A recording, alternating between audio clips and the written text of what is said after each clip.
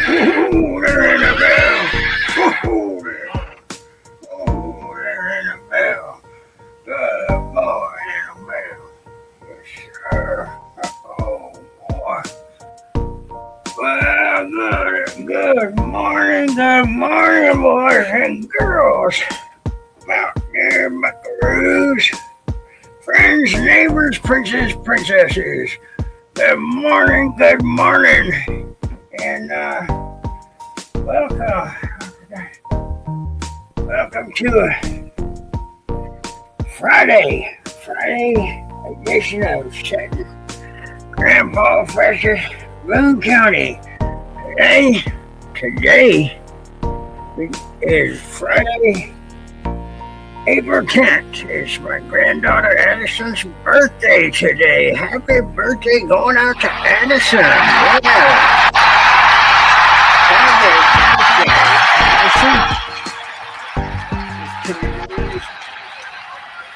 Happy birthday. Let's do a little birthday tune.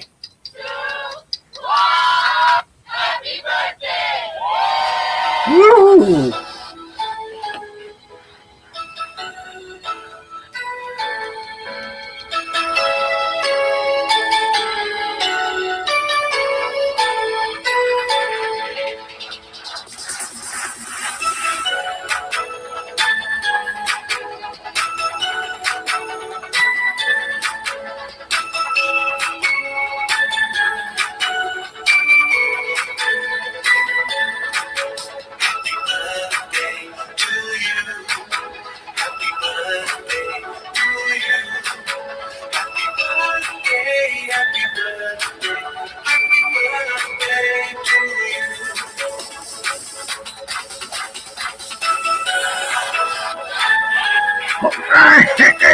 Happy birthday, Addison.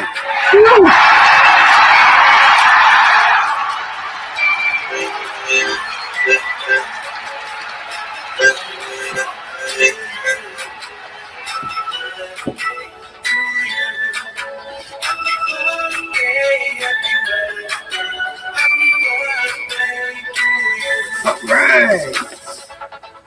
All right, how about that?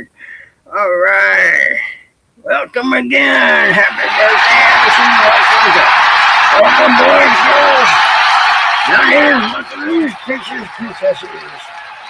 Everybody that wants to join us like this, I'd like to welcome you. We got a good night tonight. We got a good studio audience with us. Give yourselves a applause there to the studio audience. Got a great show for you tonight. This morning, whatever time it is, old grandma, time to get, when you get old, everything just kind of run together and time just flies. So I don't know what time it's getting to be anyhow. For our show, we got, here's a table of contents here. Got my heart rate racing from there. Riding in on a new and then singing the birthday song. Oh, been busy already, huh? All right. This morning reading, we got the Toontoony Bird from our reader that we were pulled out of at one point, the Silly and Sillier reader. And the name of the reading is the Toontoony Bird, and it's right out of this here book. So let's have it you kiddos are gonna enjoy that one. And for what we call the current events for today, we've got several things that we're going to talk about. Using a doctor's immunity to fight off illness, and it's a pretty interesting article. Also, a computer thread. It's the size of a thread. It's a cool little article there, and I got a couple of other things in here. This is the end of the week for our the Week Junior magazine. and it's dated, of course, today, April 10th, 2026. So we'll recap this one here, and then that's for the current events, and then right here is the reading today's gospel reading. Praise God. Yes, John 21 verses 1 through 14. John 21 verses 1 through 14. That's a good one too. Yes, sir. Always a good one. All right, let's get a little mouth organ and get started.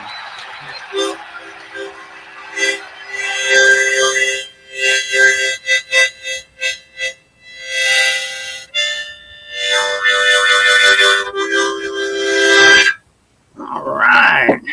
All right. Let's see, boys and girls, mountaineers, buckaroos, friends, neighbors, princesses. Let's see what we got here. What we got. Okay. Let me put away my keyboard here. Oh, books about to everything's falling apart on me. Can't have that. All right, let's put this down here. Put this over here. Just go down there. Get that out of the way. And then we'll move right along. Okay. Sorry about that, kiddos. All right. And this one is called Toontoony Bird, and it comes out of Bangladesh. Don't have a year it was made, so it's a read aloud tale from around the world. Here we go. In the eggplant garden, Toontoony, the tailor bird, danced and sang. Toon, toon, toon-a-toon, toon-a-da-dee. Toontoony wasn't watching where he was a-dancing. He stepped on a thorn, and the thorn stuck in his foot. Oof! That hurt. Oh, man, I know how that can be. Off he hopped onto the barber shop, and he begged, "Barber, please, get your tweezers out and pull this here thorn out of my foot." Huff! The barber huffed. "I'm the royal barber. I save His Majesty the Rajah. Never will I touch the foot of a bird." Toontoony hopped to the Rajah's palace, where he found the Rajah sitting in his royal tub. "Your Majesty, please make the barber pull this thorn out of my foot." The Rajah looked at Toontoony and laughed. Ha, ha, ha, until his belly shook. "Why should I do that for you? Who do you think you are? Ha, ha, ha." Toontoony hopped through the Rajah's house until he came to a mouse hole. He tapped his beak on the wall. Tap, tap. "Dear mouse," said the bird, "be a good friend. Run a bite to Rajah's belly." "No," squeaked the mouse, "I don't dare bite the Rajah's royal belly." Toontoony hopped to the courtyard where the cat lay a-napping in the sun. "Dear cat," said Toontoony, "please chase the mouse." "Some other time," the cat yawned. "Can't you see I'm busy?" Now, here's the picture. Go back, there's a tune. There's a Toontoony right there. And there's the barber telling the Toontoony he ain't going to help him out. He ain't got much friends over there, does he? And then he hopped on over to the Rajah's house, and he's in the bathtub right there in this picture here. See that? And then there he is with the cat.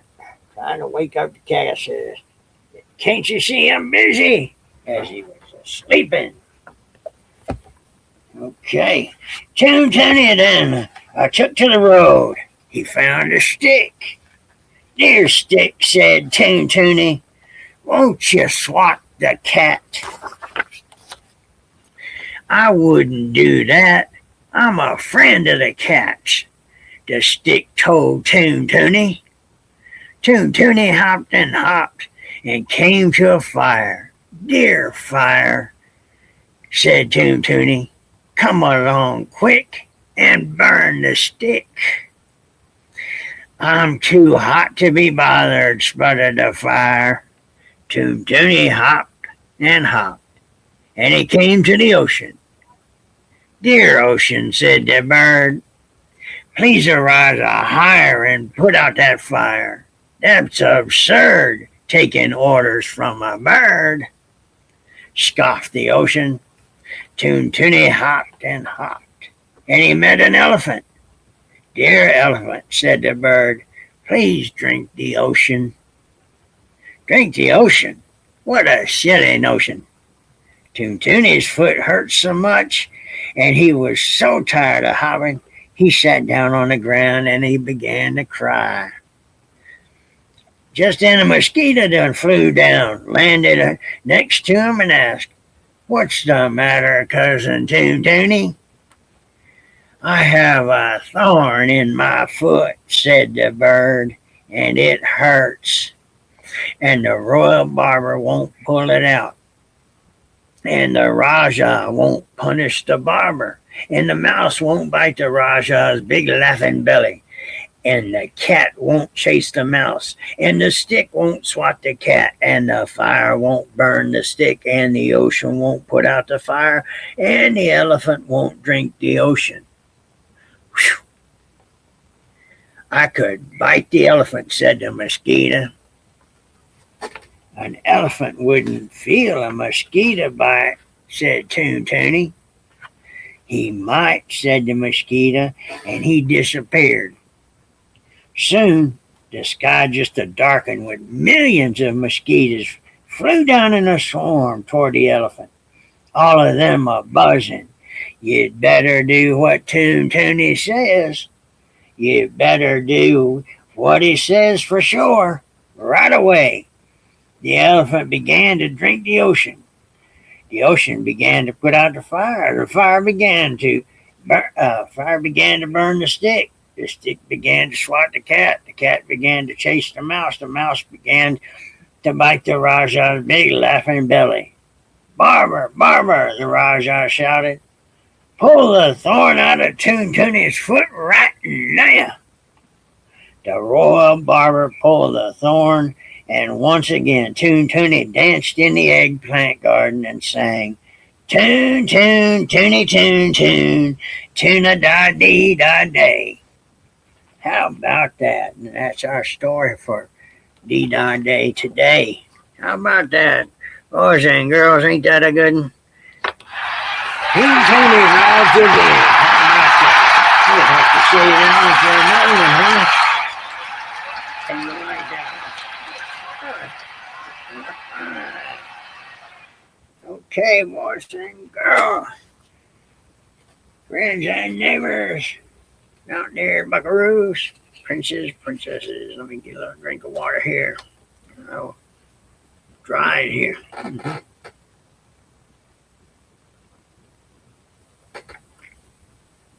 Thank you. Oh, that's so good. That's so good. Okay, now it's time again for the current events. And why are we calling them current? Because they're current. And why we call them events? Because these are happening right around us, right close by time frame. That's the current event. Okay, so we got under science and the technology, we got using doctors' immunity to fight off illness. Thought this pretty interesting. You might like be interested in this kind of thing. Blood taken from pediatricians, which are doctors who specialize in medical care for children, could be used to make new treatments for common childhood illnesses, according to a new study. A team of researchers in China tested the blood of 10 pediatricians who had been working at a hospital for more than 10 years. Okay, the doctor's blood contains 56 antibodies against RSV, a common virus that causes coughs, colds, and breathing problems, especially in young children. In extreme cases, RSV can be serious or even deadly. Okay, antibodies, which are found in the blood, are part of the immune system and recognize and fight germs like viruses and bacteria. Most antibodies can only fight one specific germ. An antibody that protects you from chickenpox, for example, can't fight the cold virus. Our bodies make millions of antibodies so we can defend ourselves against many illnesses. Antibodies can also be used as a treatment to build immunity in other people. Doctors have many antibodies because they are exposed to many different germs. The study found that 3 antibodies in the pediatrician's blood were particularly impressive because they worked against many types of RSV. In fact, the doctor's antibodies were up to 25 times at blocking RSV than ones currently being used for the patients. The scientists now believe this discovery could be used to develop new treatments in the future. Ain't that something? That's state of the art stuff right there, folks.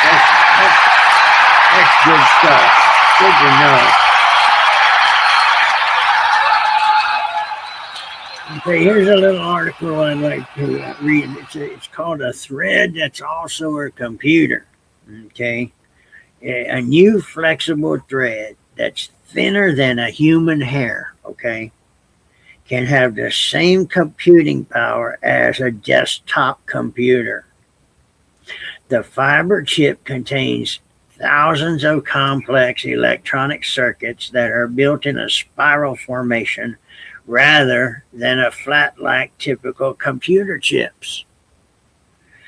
The fiber chip can be woven into clothing to monitor the wearer's health, sense temperature, and heat up or cool down automatically. It could also be used to help with robotic surgery or as an implant in the body to treat conditions like Parkinson's and heart disease. And this is a picture of it. I don't know if you can see it right there. That's a picture of, this is somebody's, behind it is somebody's fingertip. And that's how small it is. It's going across the tip of their finger right there. And that's just a picture of it twirled up in a knot there. That's pretty interesting. Yeah, folks, this stuff is cutting edge cool. Awesome stuff. So let's see. Just a note, Major League Baseball season opened this week. How about that? Yes, sir. Nothing better than baseball. Right.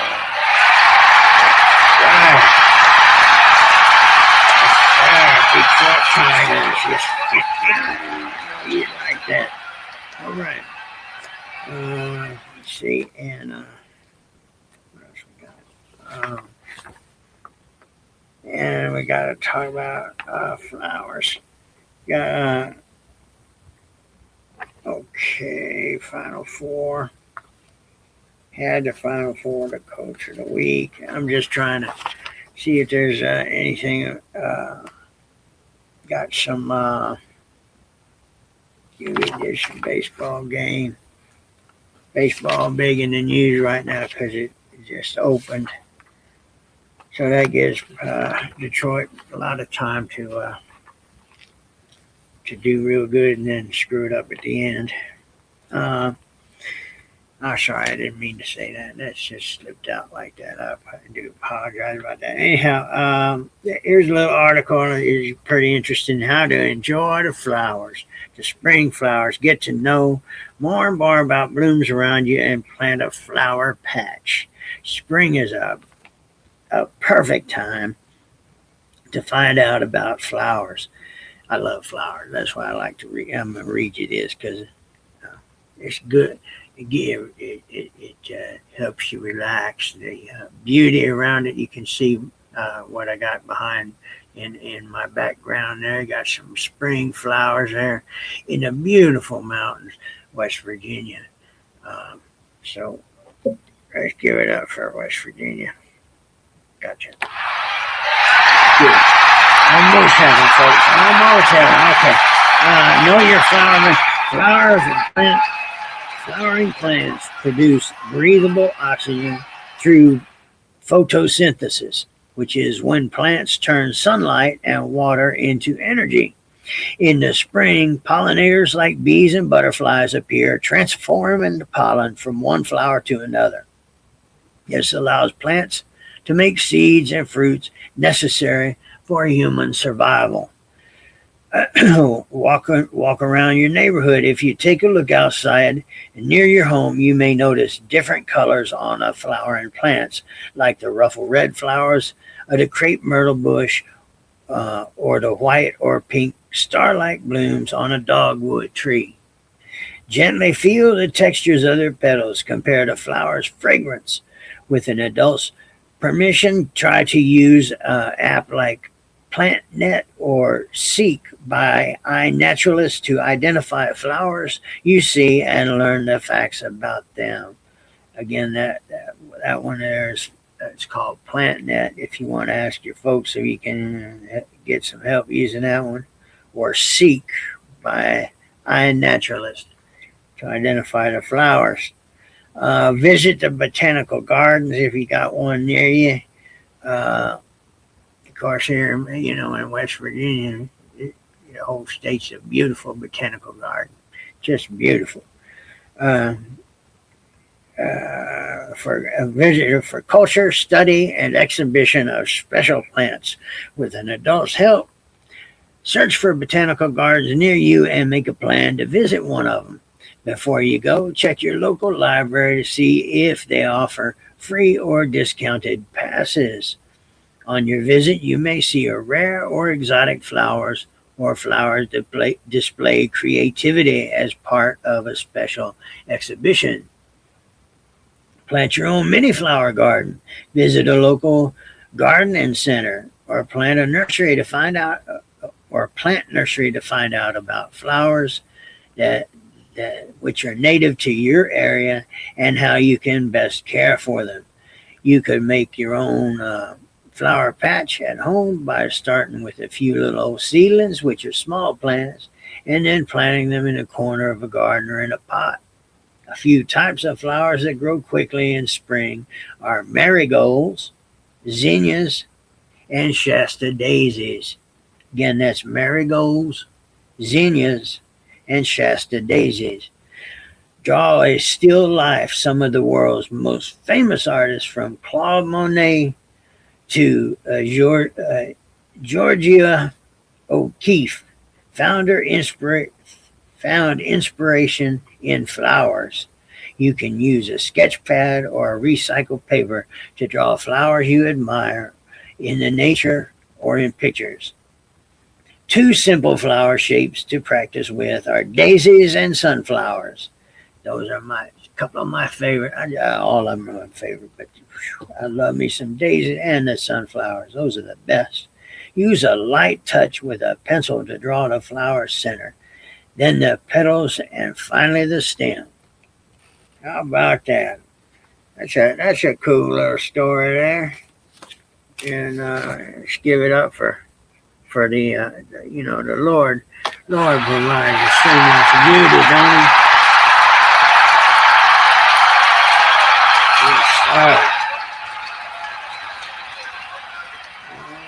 Yes, okay, that's about it for the current events of the week. boys and girls, uh, kiddos, buckaroos, mountaineers. All right, it is now time for the gospel. Today's gospel, John 21, 1 through 14. Let's give it up for the gospel. Favorite time of the day, folks.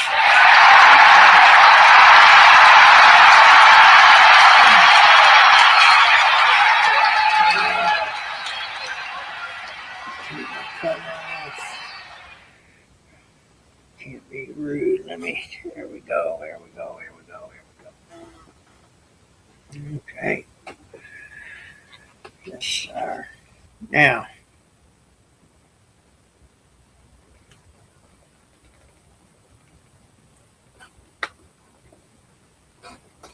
um, I'll be reading and pulling the little reading for the words of the Pope, and today's it comes from uh, Pope Francis on the 10th of April of 2016. That's the response to the gospel for today, and I get that information from Vatican News, and that's www.vaticannews.va, vaticannews.va. And then I'll do short little study from the Lutheran Study Bible, and Concordia Publishing Company. Okay, folks. Gospel of the day again is John 21, verses 1 through 14, in the name of the Father, and of the Son, and of the Holy Spirit. Amen. Jesus revealed himself again to his disciples at the Sea of Tiberias. He revealed himself in this way. Together were Simon Peter, Thomas called Didymus, Nathanael from Cana in Galilee, Zebedee's sons, and two others of his disciples. Simon Peter said to them, I'm a-going fishing. They said to him, we will come with you. So they all went out and got into the boat. But that night they caught nothing. When it was already dawn, Jesus was standing on the shore, but the disciples didn't realize that it was Jesus. Jesus said to them, children, have you caught anything to eat? They answered, no. So he said to them, cast the net over to the right side of the boat, and you'll find something. So they cast it, and were not able to pull it in because of the number of fish. So the disciple whom Jesus loved said to Peter, it is the Lord. When Simon Peter heard that it was the Lord, he tucked in his garment, for he was lightly clad, and he jumped into the sea. The other disciples came in the boat, for they were not far from the shore, only about 100 yards, dragging in the net with the fish. When they climbed out onto the shore, they saw the charcoal fire with the fish on it and the bread. Jesus said to them, bring some of the fish you just caught. So Simon Peter went over and dragged the net ashore, full of 153 large fish. Even though there were so many, the net was not torn. Jesus said to them, come have breakfast. And none of the disciples dared to ask him who you are, because they realized it was the Lord. So Jesus came over and took the bread and gave it to them, and in a like manner the fish. This was now the third time Jesus was revealed to the disciples after being raised from the dead. Here ends the reading of the gospel of our Lord Jesus Christ, in the name of the Father, and of the Son, and of the Holy Spirit. Amen. All right, folks. Third time Jesus appeared. And let's see. Let me go ahead and do the little study part. It's just a little short reading. During Jesus' third appearance after the resurrection, he performs another miracle and serves as a host as a meal for the disciples. Jesus shows once again his servant heart, teaching us to follow in his way. We bless and serve one another because our gracious Savior continues to bless and serve us, especially in his Holy Supper. Okay, and then the Pope, words of the Pope, and that'll sum it up for the day. The words of the Pope, again, this is Pope Francis on the 10th of April 2016. In that exclamation, it is the Lord, there is still the enthusiasm of the Paschal faith, full of joy and wonder, which is sharply contrasts with the disappearance, the dejection, and the sense of powerlessness that had accumulated in the disciples' hearts. The presence of the risen Jesus transforms everything. Darkness has become light. Futile work has again become fruitful and promising. The sense of weariness and abandonment have given way to new impetus and to the certainty that he is with us. From that time, the same sentiments enliven the church, the community of the risen one. All of us are the community of the risen one. At the first glance, it might sometimes seem that the darkness of the evil and the toil of daily living have got the upper hand. The church knows with certainty that now everlasting light of Easter shines upon those who follow the Lord Jesus. The great message of the resurrection instills in the hearts of believers profound joy and invincible hope. Christ is truly risen. Amen. Praise God. It never ceases to amaze me. All this stuff put together is just it's so beautiful, ain't it, folks? It's just amazing stuff. Well, let's give it up for the gospel, folks. Friday. Hope you have a wonderful weekend. Pray for the country. Pray for your neighbors. Pray for peace. And let's see.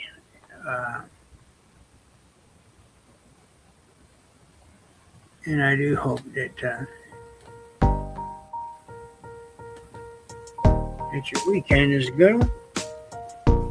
And I will see you on Monday for another edition of Settin' a Spell with Grampaw, Freshness, Moon County.